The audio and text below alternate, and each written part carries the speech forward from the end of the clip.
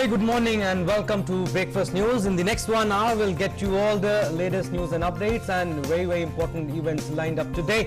PM Modi will deliver the keynote address at the Sydney Dialogue. He will also inaugurate the first Global Innovation Summit of the pharmaceutical sector today. So a detailed story on that. And also PM will address the conference on build of synergy for flow of credit into different sectors of the economy. So all of this in detail, and in sports, India are off to a solid start in T20I series against New Zealand. We'll talk about that. My name is Abhishek Mahajan and with me is my colleague Shreya Upadhyay. Welcome and good morning, Shreya. Good morning, Abhishek, and good morning, India. Well, apart from the Prime Minister's events, we'll also be tracking live the weather conditions in Tamil Nadu. Remember, Chennai and other neighbouring districts are on a high alert, and we'll be getting you live updates from there. And of course, the winter session of the Parliament was announced yesterday. It's going to start from 29th of November. It's going to continue till the 23rd of December. An important legislative business is lined up there as well. All of this and much more in the next 1 hour. But first, the headlines.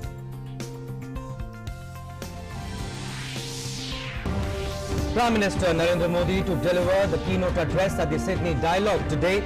Prime Minister to speak on the theme of India's technology evolution and revolution. Australian Prime Minister Scott Morrison will also address the event.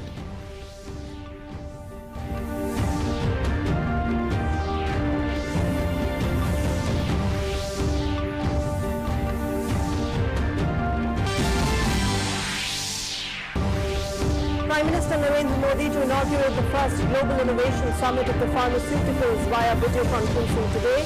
The initiative aims to bring together key Indian and international stakeholders to discuss and strategize priorities to foster innovation ecosystem in the pharmaceuticals industry in India.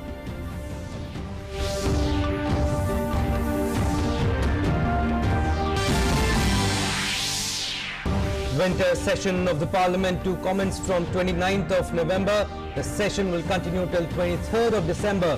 A number of important legislation lined up for the winter session.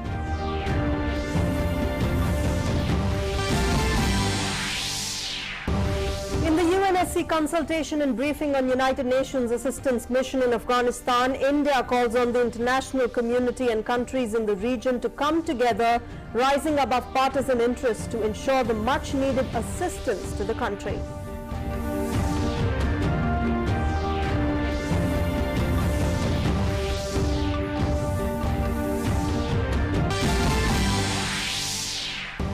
In sports, India defeat New Zealand by 5 wickets in the first T20I in Jaipur. India now leads the 3-match series 1-0.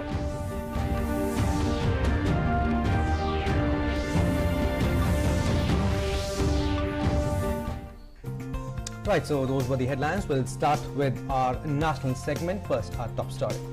Yes, Prime Minister Narendra Modi will inaugurate the first Global Innovation Summit of the pharmaceutical sector today via video conferencing. Union Health Minister Dr. Mansukh Mandavia will also be present on the occasion. Now, this is a distinctive initiative that aims to bring together key Indian and international stakeholders from the government, industry, academia, investors and researchers. The stakeholders will discuss and strategize priorities to foster a thriving innovation ecosystem in the pharmaceuticals industry in India. The summit will also highlight the opportunities in the Indian pharma industry that has huge growth potential. The 2-day summit will have 12 sessions and over 40 national and international speakers deliberating on a range of subjects, including the regulatory environment, funding for innovation, industry-academia collaboration, and innovation infrastructure. Now, the summit will witness participation of leading members from domestic and global pharma industries, officials, investors, and researchers from the Massachusetts Institute of Technology, Johns Hopkins Institute, IIM Ahmedabad, and other eminent institutes. Well, our colleague Arun Sharma joins us for more updates on this event. Arun, good morning. Prime Minister Narendra Modi inaugurating the first Global Innovation Summit on pharmaceuticals. Couldn't have come at a better time, Arun, when the world is grappling with the post-pandemic time, and of course India being the pharmacy of the world and providing the much-needed pharmaceutical support to the entire world. This kind of summit couldn't have come at a better time. Absolutely. And we know this fact that India is known as the pharmacy capital for the world. And also for the fact that India has its international commitment. We know this fact that Prime Minister Narendra Modi, in G20 summit has made a commitment that India will be supplying close to 5 billion doses to the world as far as COVID-19 vaccines are concerned. That means 5 crore vaccines to the world. So in that context, it is very much important to innovate, to learn from the best practices that we have learned during the COVID pandemic time. So yes, indeed, when we talk about this global summit that is related to the pharmaceutical, the main theme or the focus of this summit is on the innovations aspect. So the 3 key components that are likely to dominate as far as this summit is concerned. Number 1, how can regulatory approvals can be made more friendly and of course easier? We have seen that a normal or simple approval in the pharmaceutical world approximately takes close to 1 year's time, even for taking a small approval. But in COVID pandemic time, we have seen it how fast tracking of the approvals were done. Regulatory approvals were made simpler for the pharmaceutical companies, and that's the reason that within 9 months of or primarily after the COVID pandemic that hit our country, we in only 9 months time we did manufacture the COVID-19 made in India vaccine primarily. So that shows that how it is important to focus upon the regulatory approvals, how to make the regulatory framework simpler in nature and also according to the international standard. Number 2 focus, of course, will be on learning from the best practices that we have learned during the COVID pandemic time. How can one country's innovation or the best practices can be shared with other countries? There are various like-minded countries. There were various like-minded countries that are, sharing similar patterns as far as innovations are concerned. So how can one country can learn from another countries as far as best practices is concerned? That is what the complete focus area or could be the dominating point as far as the summit is concerned, whereby the Indian vaccine manufacturers, the Indian pharmaceutical companies, along with various other stakeholders that's from government, business, and of course the political stakeholders will be sharing their best practices. Last but not the least, the focus will be on the fact that how can funding be made easier for the pharmaceutical company, because funding on research and development is a very key component, and the pharmaceutical companies also often look for this funding aspect. So how can financing and funding for the pharmaceutical world can be made simpler, specifically in a country like India, which is going for its global commitment to provide, a 5 billion COVID-19 vaccine doses. And, let's not forget this fact that not only COVID-19 vaccines, but yes, India has also its various commitments for underdeveloped countries, various African countries as well, for various, drugs related to malaria or other diseases as well. So yes, in that context, this innovation summit related to pharmaceutical is going to be very much significant. Right, Arun, and also we have seen of late India's top priority in the health infrastructure and also steps taken by the government during the pandemic and also after the pandemic. And the summit will also focus on the priorities in the Indian pharma opportunities, I should say, in the Indian pharma industry, and also the potential for further growth.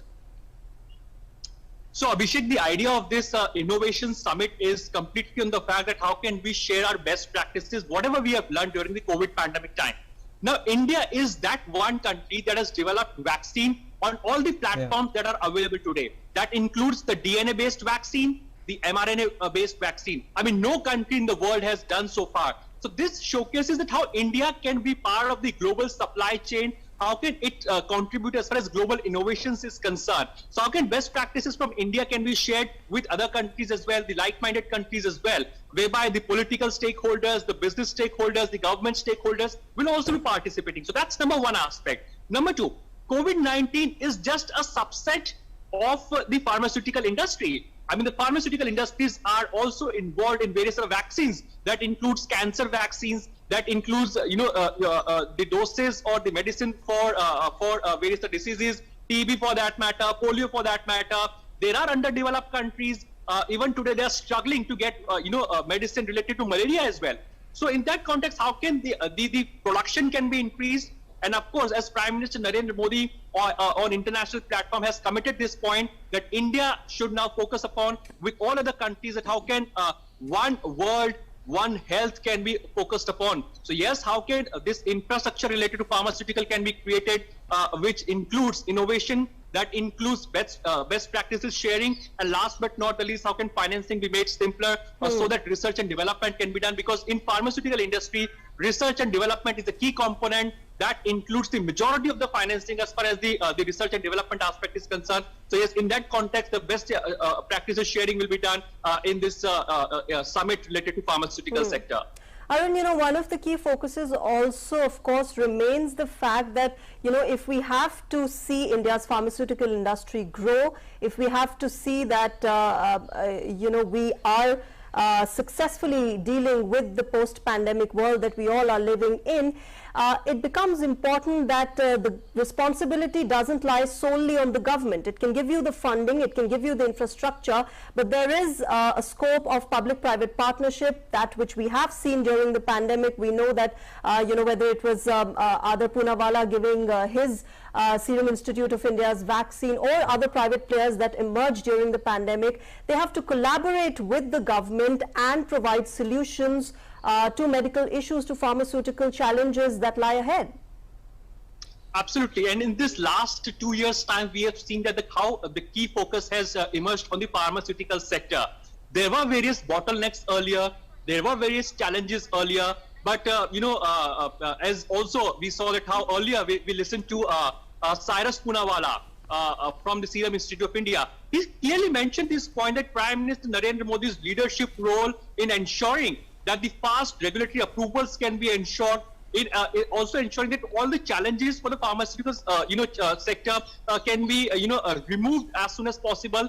That made possible for these vaccine manufacturers of our country to innovate fast, to manufacture in a large number of quantities. So that was because of the leadership quality of Prime Minister Narendra Modi. He led from the front in ensuring that a proper ecosystem can be provided. Yes, now there's a need to collaboration. I mean, collaboration can be the key word now, because now how various stakeholders can collaborate with their best practices, that's number one.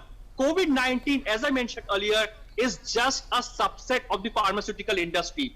There are various other medicines, there are various other diseases that the underdeveloped countries are still facing from. African countries, for that matter, there are various underdeveloped countries, for that matter, they are still struggling to get the basic medicines as of now. And how India, a country like India primarily, which is also known as the pharma capital of the world, how can it provide the medicine, the basic medicine related to malaria, TB, polio, and various other drugs, including TB, tuberculosis? So how can India provide medicine for this the underdeveloped countries? How India can fulfill its international commitment? So that is the key focus area. Also, the fact that we have learned from our best practices. So this should not go wasted. The experience that we have gained in last 1.5 years or so.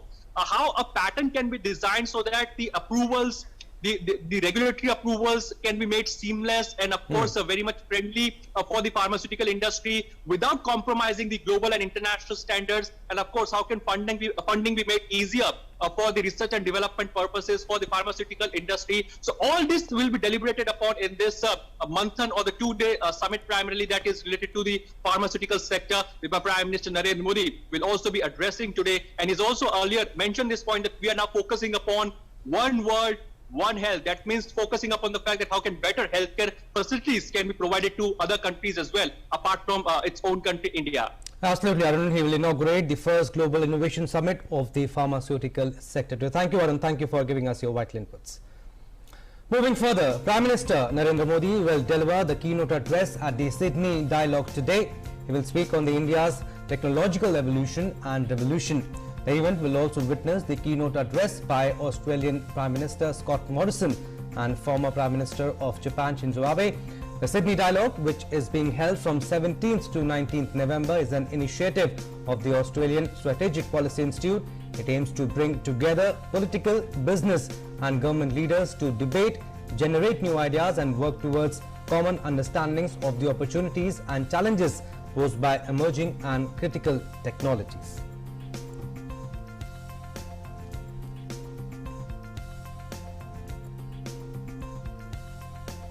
All right, our colleague Meghna Dev will be getting us live updates about this keynote address that Prime Minister Narendra Modi will be delivering today on the Sydney Dialogue.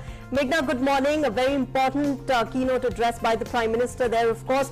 We are a world which is living in the era of Industry 4.0, where we are seeing artificial intelligence take over the smallest of things in our daily lives.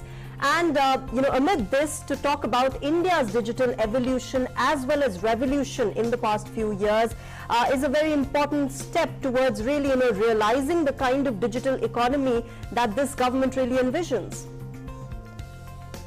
Absolutely, Shreya, you actually have put it quite clear that, when Prime Minister Narendra Modi is going to talk about India's tech revolution, tech innovation, and especially in the sector that when, India has been steadfasting when we talk about, especially in the recent time of the pandemic, with the Arogya Setu app or the CoWIN portal, India has proved a point to the world that it is, advancing in technology, and that is the reason that the world is also looking up to India, especially for such technologies. Now, when we also know that, there are, especially the Sydney Dialogue is focusing on emerging critical cyber technologies, so definitely cyber security, cyberspace, cyber enabled space. So all of this is going to be a very important part of the entire dialogue, wherein not only the keynote addresses, but also there are podcasts,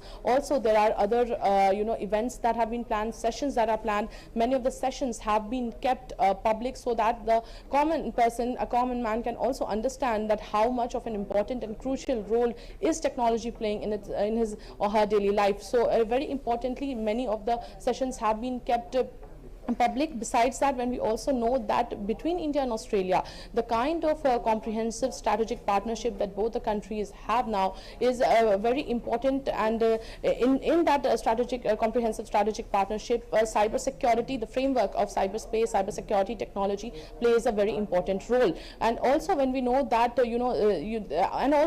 we can say that there are going to be important mentions on, especially on artificial intelligence. There can also be mentions on biotechnology, space technology, quantum, and other sectors of emerging technology. Besides that, also this dialogue might just also help to anticipate and respond to the challenges as well as the opportunities that these that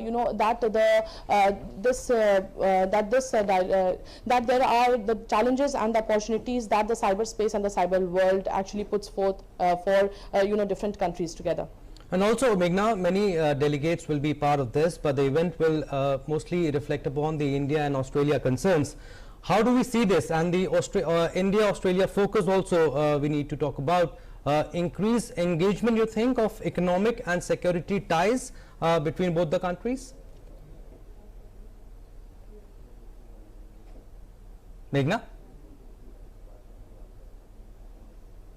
Can you hear us, Meghna? All right, there seems to be a technical issue there. We'll get back to Meghna and talk more about the Prime Minister delivering the keynote address at the Sydney Dialogue, and he's going to be talking about India's digital evolution and revolution, something very significant in the times that we live in, where Industry 4.0 has taken precedence in all our daily lives. Yeah, we'll slip into a very short break. On the other side, more stories. Stay tuned.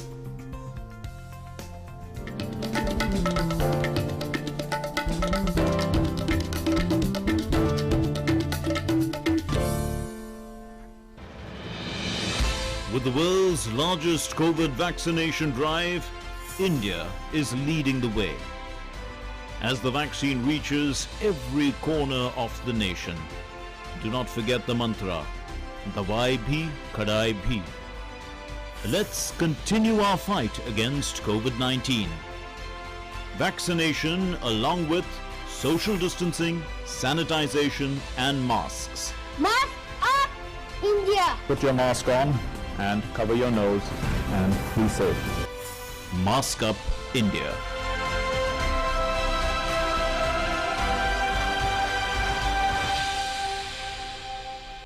Welcome back. Some more stories now. Well, conference on creating synergies for seamless credit flow and economic growth is being held on the 17th and 18th of November.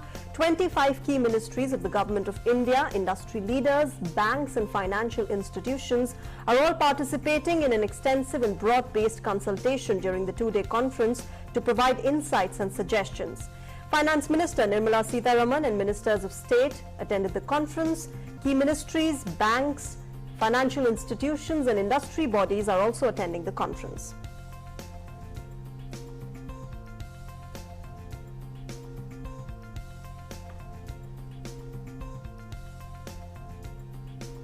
And our correspondent Ajay Mishra caught up with Secretary Financial Services Debashish Pandau on current status of banking sector.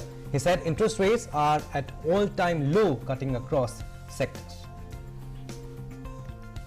आज हमारे जो public sector banks है बहुत ही मजबूत स्थिति में हैं।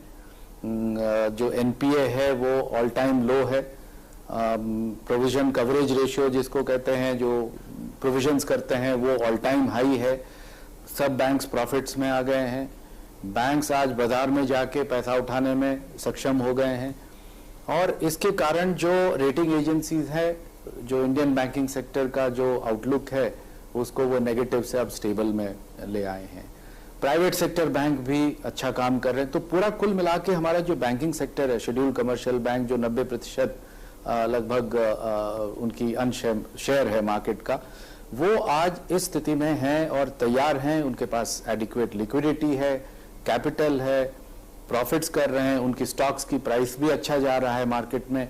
तो कुल मिला के वो एक विन विन सिचुएशन है और बैंक्स एकदम मजबूती से तैयार खड़े हुए हैं कि वो अर्थव्यवस्था को मजबूत करने के लिए भी अपना योगदान करें। He also spoke about how creating synergies will help in seamless credit flow and economic growth. He said that need of the hour is engaging ministries, industries and fintech players. National infrastructure pipeline, asset monetization plan, प्रधानमंत्री गति शक्ति, ये सब जो है मिला के एक ऐसा माहौल या ऐसा एक व्यवस्था पैदा हो गया जिसमें इन्वेस्टमेंट के लिए माहौल अनुकूल है। पब्लिक सेक्टर इन्वेस्टमेंट तो है ही अपनी जगह, बट प्राइवेट इन्वेस्टमेंट को कैसे और बढ़ावा दी जाए, ये समझा गया कि अलग अलग मंत्रालय, अलग अलग सेक्टर, उसको कैसे एक सामंजस्य लाया जाए। जैसे फॉर एग्जांपल एनर्जी सेक्टर में आपका पेट्रोलियम है, कोल है, नेचुरल गैस है, कन्वेंशनल पावर है, नॉन कन्वेंशनल एनर्जी है, जैसे रिन्यूएबल्स है।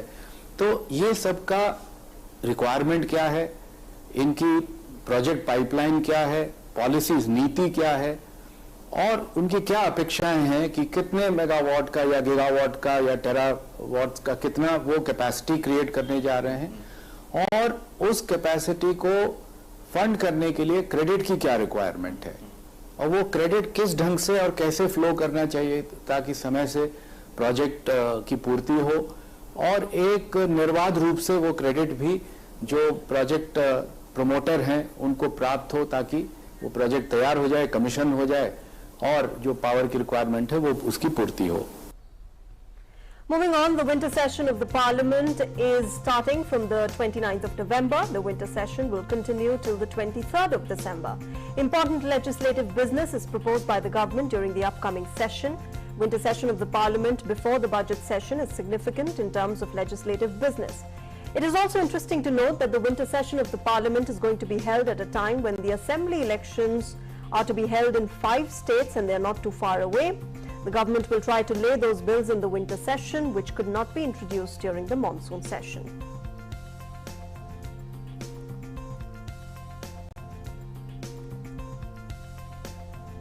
I will give you the vaccination update now. India's COVID-19 vaccination coverage has crossed 114 crore landmark.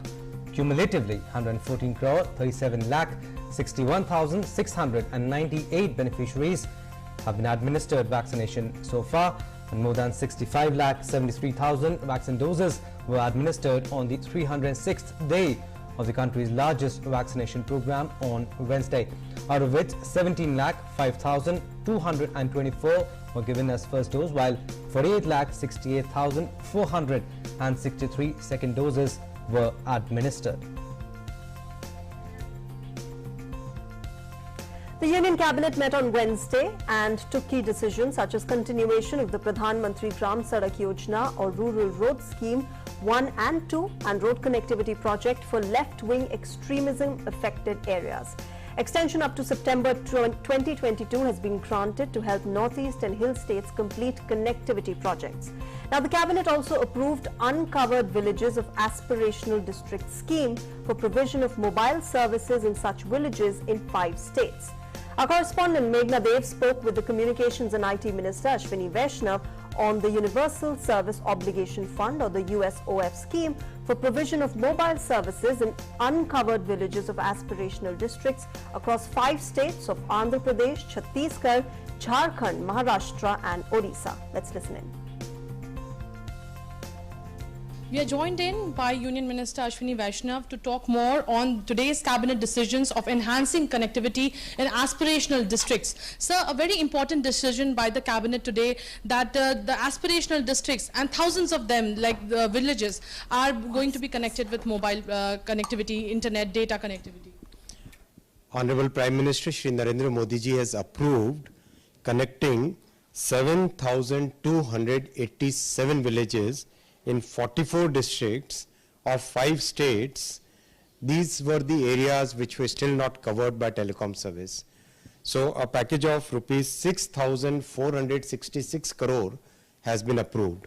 In the coming 4 to 6 months, we'll complete the tender process, and after that 18 to 24 months, we'll complete the installation and commissioning process. There are difficulty of terrains also reaching to, such places which are still unexplored and still do not have mobile towers. How do you think difficult a task it is? What is the kind of coordination that you are going to have with the state governments, for instance, to set up and make this a reality? This will require a lot of coordination between the state government, with the Home Ministry, with the road sector, with the railway ministry, because wherever land is available easily, that location will have to be selected, and the location should also be such that it should cover maximum possible area. If you can give us a breakup of Odisha, Andhra and other states for that matter. So Odisha 10 districts, 3,933 villages. Andhra 3 districts, 1,218 villages. Chhattisgarh 8 districts, 699 villages. Jharkhand 19 districts, 827 villages. Maharashtra 4 districts, 610 villages. So total of 44 districts, 7,287 villages. We'll try to make sure that as many towers as possible are solar towers, green towers, so that diesel wouldn't be required.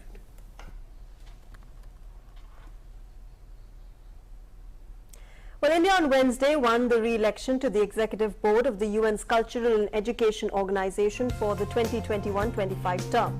The Paris-based permanent delegation of India to UNESCO said, India gets re-elected to the Executive Board of UNESCO with 164 votes for the term 2021-25. The election of the members of the Executive Board took place on Wednesday. The UNESCO Executive Board is one of the 3 constitutional organs of the UN agency, and it is elected by the General Conference. Acting under the authority of the General Conference, the board examines the program of work for the organization and corresponding budget estimates submitted to it by the Director General. Speaking on India's win at UNESCO, Minister of State for MEA, Meenakshi Lekhi, was delighted to inform that India has made it to the Executive Board of UNESCO. She extended the heartiest congratulations and was thankful to all the member countries who supported India's candidature.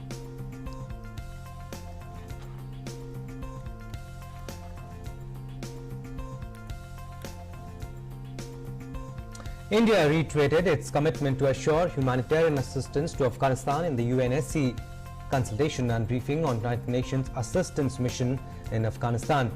During the consultation, India's permanent representative to United Nations, T.S. Tirumurti, said India called on the international community and countries in the region to come together, raising above partisan interests to ensure much needed assistance to the country. He highlighted that India has been contributing significantly to the development of Afghanistan over the last 2 decades. He said that India is once again ready to deliver urgent humanitarian aid to Afghanistan, including food, grains and medicines to the people of Afghanistan. India also highlighted that the humanitarian assistance should be non-discriminatory and accessible to all, irrespective of ethnicity, religion and political beliefs. India also identified that terrorism continues to pose a serious threat to Afghanistan and to the region. India also said that welfare, well-being And expectations of Afghan people should be the focus when the future mandate of UNAMA is decided by the Council in 2022. And more about India from the United Nations. India hit back at Pakistan for misusing the United Nations platforms to propagate false and malicious propaganda against the country. Dr. Kajal Bhatt, the counselor and legal advisor at India's permanent mission to the UN, said that Pakistan has been globally recognized as one openly supporting, training, financing and arming terrorists as a matter of state policy. Pakistan has an established history and policy of harboring, aiding and actively supporting terrorists.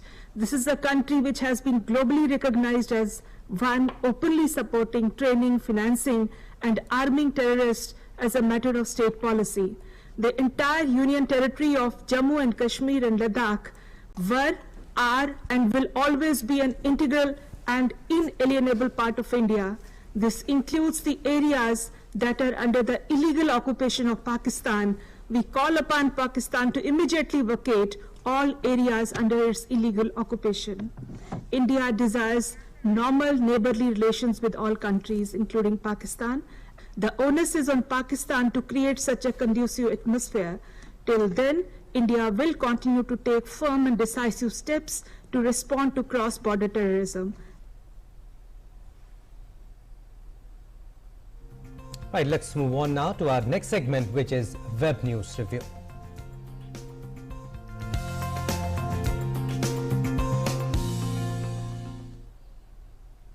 Right, so our colleague Vikas Sarthi is with us for the Web News Review segment. Very good morning, Vikas. Over to you. Good morning, Abhishek. Good morning, Shreya. And now let's see what are the main stories we have carried today. As the air pollution in Delhi NCR is rising, most of the websites and newspapers are reporting stories related to the environment and particularly air pollution. So the first story is about the Supreme Court's observation on recurrence pollution every year in Delhi NCR. Yesterday, Supreme Court noted that only when Supreme Court intervenes, government starts acting, and courts specially criticize those officials who are responsible to look after the air quality in Delhi and NCR area. So court noted that after the court's intervention, it was decided that a meeting should be convened, and that shows that how serious government officials about the air quality of Delhi are. The next story is also related to the air pollution, where schools and colleges in Delhi will remain closed as the air quality is still under severe or very bad quality. So the earlier order of closing down schools and colleges is further extended. Third story is about the recent talks at Glasgow, where in the final draft, some countries were pointing that India has done something which was not expected, but the government has refuted those claims, and government has said that whatever phrases and whatever words have been included in the final draft were earlier used by China and other countries, and India wants that every member of COP must respect interest of other members as well. The next story is about Delhi riots of 2020, where the Facebook officials will today appear before the assembly. If you recall that there was a long legal battle between the Facebook and Delhi government, and finally the Supreme Court has held that Facebook officials will have to appear before the assembly. The court also said that assembly has very limited powers in passing order in these matters. The last story is related to the black money, where an agency has said that at least 75 to 80% black money flow has been curbed or has been stopped post demonetization, and this study is based on specific data, where this firm has said that after the demonetization, the flow of black money has stopped significantly. So those were some of the stories. Back to studio. All right, Vikas, thanks very much for joining us with those updates from the world of website news. And of course, one of the most concerning news there was Delhi's air quality. Again, all of us in the national capital today morning as well, we have woken up to very poor air quality index in the national capital, and something needs to be done as soon as possible. The Supreme Court also slamming the Delhi government there. Let's now move on to our next segment, where we bring you news from across the globe.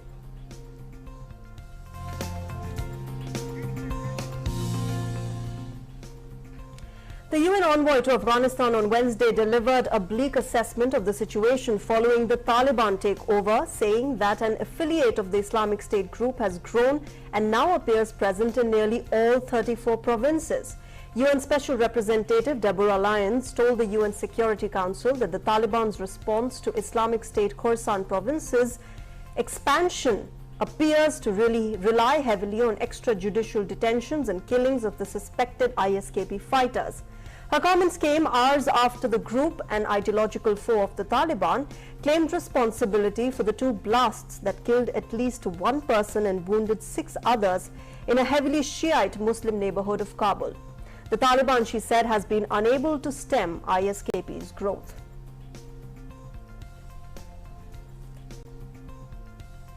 A state of emergency has been declared in the Canadian western province of British Columbia after a major storm cut road and rail links in the region. The Canadian Armed Forces are being deployed to help thousands of stranded residents who have been trapped since the storm hit overnight on Sunday. Prime Minister Justin Trudeau pledged assistance during a visit to Washington, D.C. and said troops would help rebuild. Thousands remain evacuated after an atmospheric river dumped the region's monthly rainfall average in 24 hours. The massive floods and mudslides also severed access to the country's largest port in Vancouver, disrupting already strained global supply chains. The disaster could be one of the most expensive in Canadian history. The flooding is the second weather-related calamity to hit British Columbia in the last few months. A massive wildfire in the same region as some of the devastation destroyed an entire town in late June. Let's take an update on the Belarus-Poland border crisis now. Belarus has said temporary shelter has been provided for about 1,000 migrants who had been camping on its border with Poland, trying to get into the European Union. Poland confirmed that the large migrant camp on Belarus's side of the border was emptying on Wednesday. Belarus has been accused of pushing migrants, mostly from the Middle East, to the border to destabilize the EU. Belarus's Alexander Lukashenko has repeatedly denied luring migrants to the border in revenge for EU sanctions. After more than a week of stalemate, Belarus said that it had opened a temporary shelter for migrants in a transport and logistics center near the Kuznica checkpoint, where in recent days, thousands have gathered, hoping for a way into Poland and the European Union. Polish Defense Minister said on Wednesday that the crisis on Poland's border with Belarus will last months, as several thousand migrants remain stranded on the EU's eastern frontier in what the bloc calls a deliberate blackmail campaign by Minsk. And the Estonian government summoned 1,700 reserve soldiers on Wednesday for an unannounced exercise which will include installing a razor wire barrier along 40 kilometers of its border with Russia as the migration crisis in nearby Belarus intensifies. The European Union has accused Belarus of encouraging migrants from Middle East and Africa to come to its territory and pushing thousands of them to cross into EU and NATO members Poland, Lithuania and Latvia in retaliation for sanctions already imposed on Minsk. Belarus has denied this. The EU has blacklisted Lukashenko and dozens of Belarusian state officials and introduced economic sanctions on trade since the crackdown that followed last year's election. It is now expanding sanctions on travel agents and airlines involved in what it calls human trafficking behind the border crisis. A federal judge on Wednesday sentenced the U.S. Capitol rioter known as the QAnon shaman for his horned headdress to 41 months in prison for his role in the deadly January 6th attack by followers of the then President Donald Trump. Prosecutors had asked US District Judge Royce Lamberth to impose a longer 51-month sentence on Jacob Chansley, who pleaded guilty in September to obstructing an official proceeding when he and thousands of others stormed the building to try to stop the Congress from certifying President Joe Biden's election. Now, the sentence matches one Lamberth imposed on a former mixed martial artist filmed punching a police officer during the violence, who was sentenced last week to 41 months in prison. The two are the stiffest sentences handed down in any of the roughly 675 riot prosecutions. U.S. Defense Secretary Lloyd Austin said on Wednesday that the United States was seeing troubling behavior from Russia, but he was not sure what Moscow was up with its military build-up near the border with Ukraine.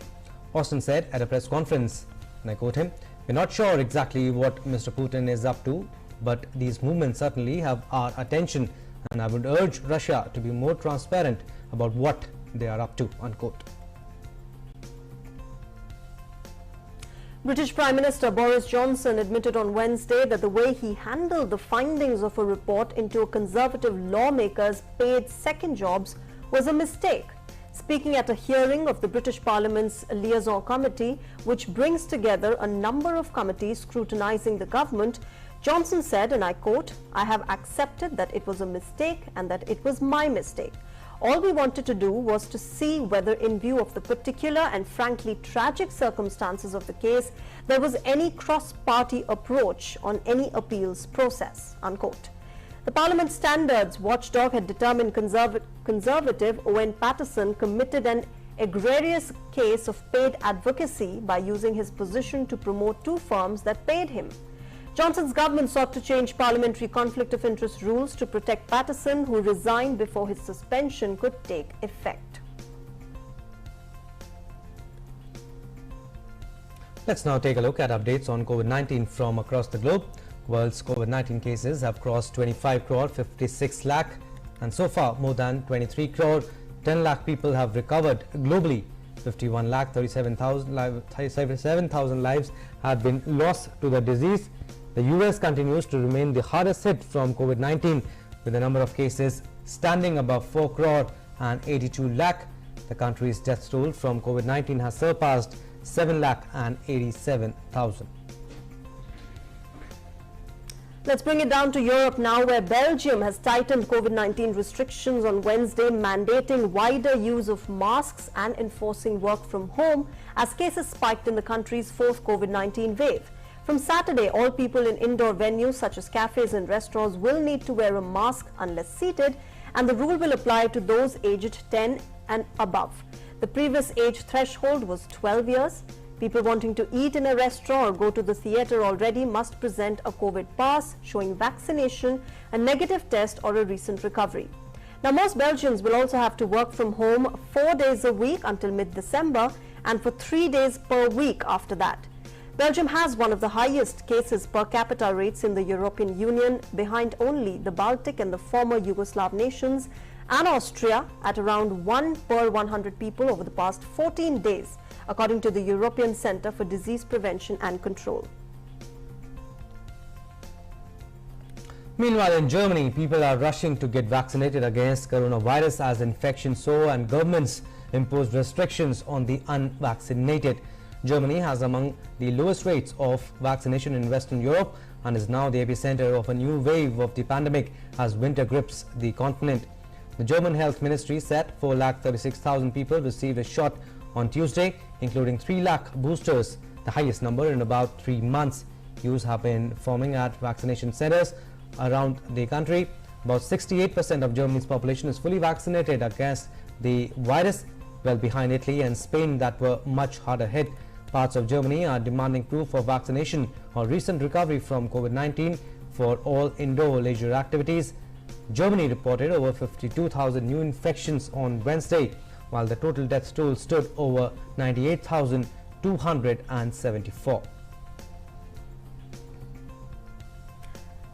Well, after that, let's shift focus and move on to our next segment, BizBuzz.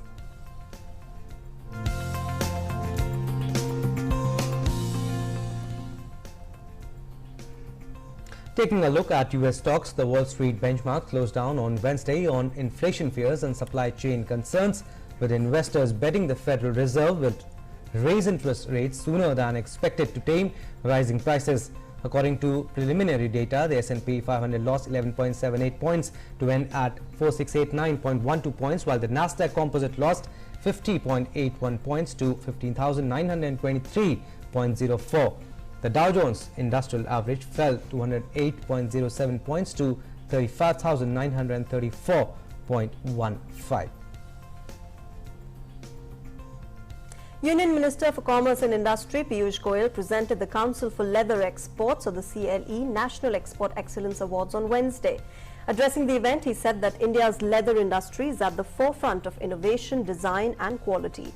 He added that stronger branding and marketing can enable exponential growth of this highly labor-intensive sector. He urged award winners and business leaders to make efforts so that Make in India products are sold and accepted in global markets.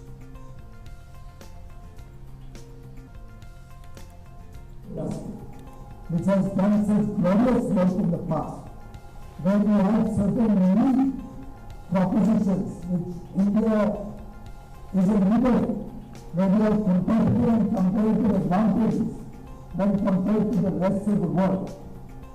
When our design capabilities are recognized all over the world, leather industry can become one such brand which India can boast across the world. When you run all the many records of the world and the Pradas of the world and the earners of the world, wanting to get high quality produce made in India. Well, time for our next segment now, which is Sports Track.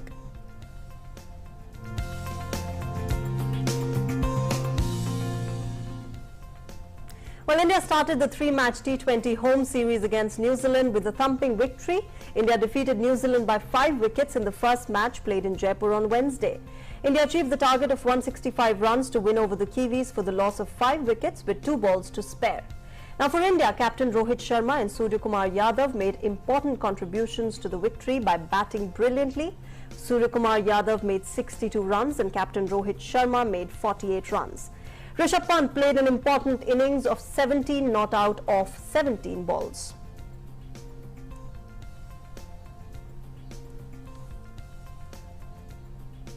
Badminton now. Indian shuttler Kidambi Srikanth started his campaign with a win in the Indonesia Masters Badminton Tournament. In the first round, Srikanth defeated Christophe Popov of France 21-18, 15-21, 21-16. It took Srikanth 1 hour and 15 minutes to win this match.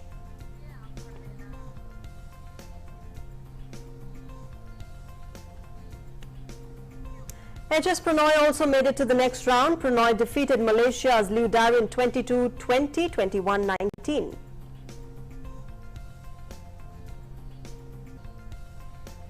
In mixed doubles, Dhruv Kapila and N. Sikki Reddy have managed to reach the second round. The Indian pair made a comeback to beat second seed Indonesian pair of Praveen Jordan and Melati Diva Octavianti 21-11, 22-20. India, however, witnessed defeat in the men's singles. Parupalli Kashyap crashed out after losing in the first round. Kashyap defeated Hans Christian Solberg of Denmark 10-21, 19-21.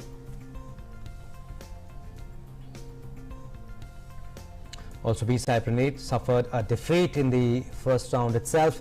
Praneeth was defeated by local player Shesar Hiren 21-16, 14-21, 20-22 in a tough match. Praneeth gave a tough fight to Hiren in a match that lasted for an hour and 8 minutes, but he could not manage to win. From badminton to tennis, world number 1 tennis player Novak Djokovic of Serbia has registered a second consecutive victory in the ATP finals. Djokovic defeated Andrei Rublev of Russia 6-3, 6-2 in straight sets. Norway's Casper Ruud fought hard to win against Britain's Cameron Norrie in the ATP finals. Ruud defeated Norrie 1-6, 6-3, 6-4 in a 3-set match.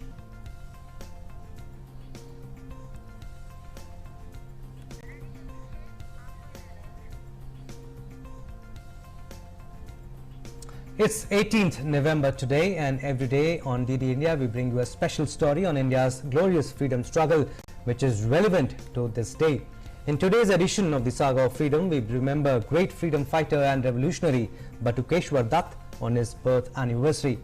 Batukeshwar Dutt, along with Bhagat Singh, fearlessly fought against the British Raj and played a key role in the struggle for freedom.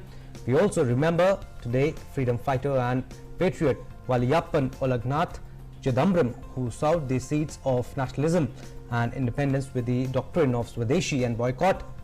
Let's take a look.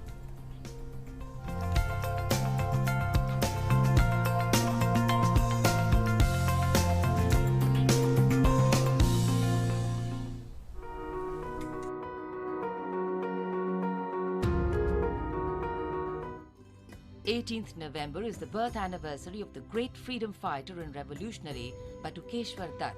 He was born on November 18, 1910 in Bardhaman district of West Bengal. Dutt spent his early childhood in Uttar Pradesh's Kanpur and studied there.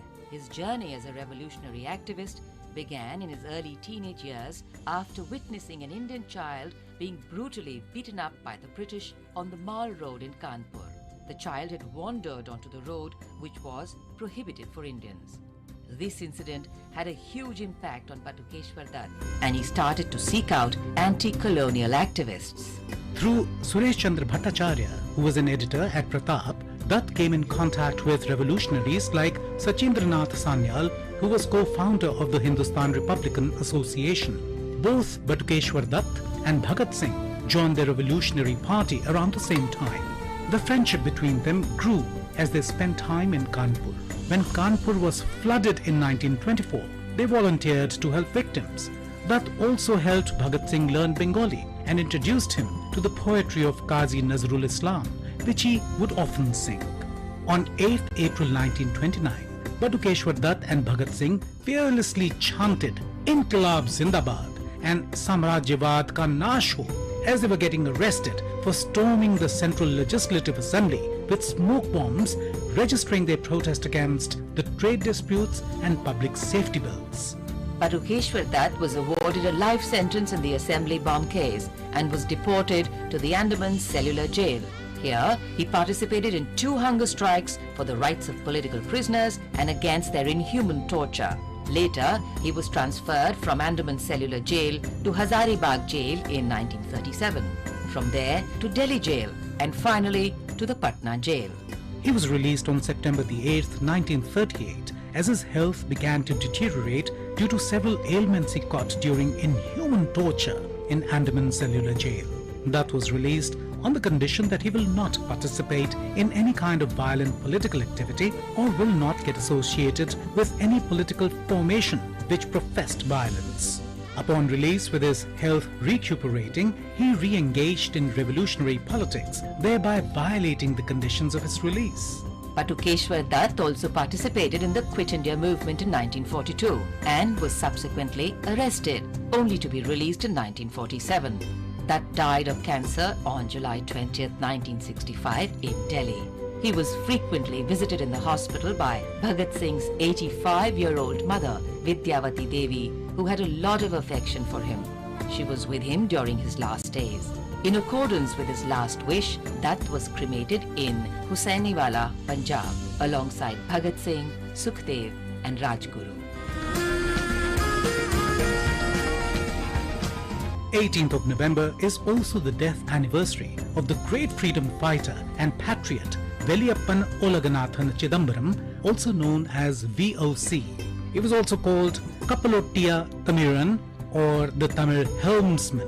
He was a prominent lawyer, trade union leader and leader of the International Congress. Chidambaram mobilized the workers of the coral mills, thereby expanding the social base of the Swadeshi movement.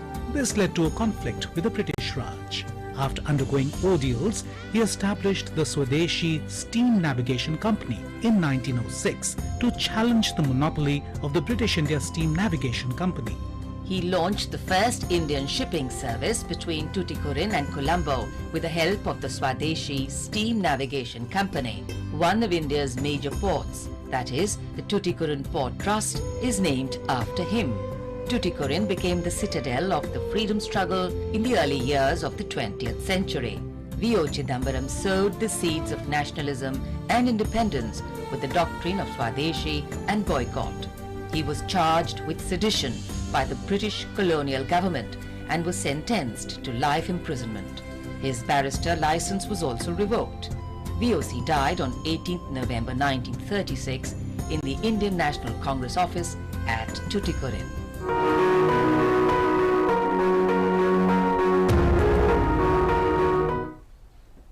Right, let's go back to our top story again, where Prime Minister Narendra Modi will deliver the keynote address at the Sydney Dialogue, and it will start at 9 a.m.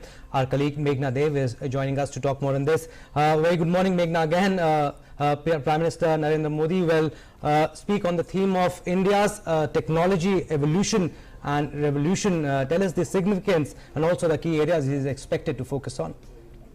Undoubtedly, you know, this Sydney Dialogue is actually having more focus on critical emerging technologies. Besides that, not only critical emerging technologies, but also cyber interference, cyber-enabled interference, cyber technology, cyberspace. So all of this is going to be, you know, a major part of the entire dialogue. But when we talk about Prime Minister Narendra Modi's address, it's going to be very important because India is one of the major focus of the dialogue. And when we actually know that India has been steadfasting, sprinting its way into technology advancement, but with technology advancement comes complexities, and to actually respond to such complexities in time and also explore more challenges in technological advancements. This is you know, one of the major focuses of the kind of you know, discussions, the sessions that are going on in this dialogue. And Prime Minister Narendra Modi, you know, is going to definitely tap on the potential that India has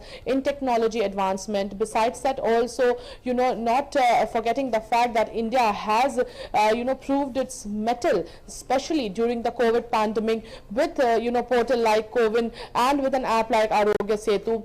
And especially when we also had the global CoWIN conclave, we saw that, you know, several countries were interested in actually getting the technology and inoculating their people. So definitely, you know, at this point of time, what do we expect from technology? What do we, what are the advantages of technology? Technology can also help, you know, emerging technologies, advanced technologies can also help in health infrastructure, better health infrastructure, coordinating, you know, in a sense, digital health. Besides that, you know, digital economy, cyberspace, cyber security, definitely a very important aspect to, you know, maintain security in the region. So these are, you know, some very important things that, you know, very important advantages of technology that, you know, currently different countries are seeking.